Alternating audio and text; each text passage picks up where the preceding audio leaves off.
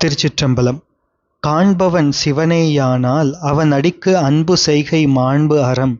அறன்தன் பாதம் மறந்து செய் அறங்களெல்லாம் வீண் செயல். இறைவன் சொன்ன விதி அறம் விருப்பொன்றில்லான் பூண்டனன் வேண்டல் செய்யும் பூசனை புரிந்து கொள்ளே என்பது சிவஞான சித்தியார் திருவிருத்தம்.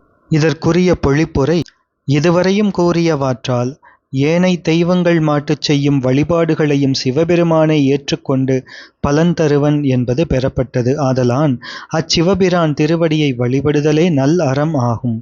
அவன் திருவடியை மறந்து செய்கின்ற அறங்களெல்லாம் வீண் செயல்களாம்.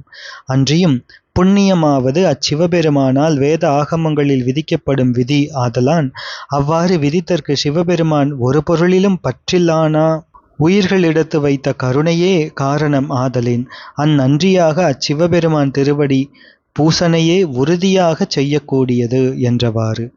இல்லான் பூண்டனன் என்பன இல்லானாகியும் எனவும் பூண்டு எனவும் பொருள் தந்து நிற்றலின் முற்றச் செங்கல்.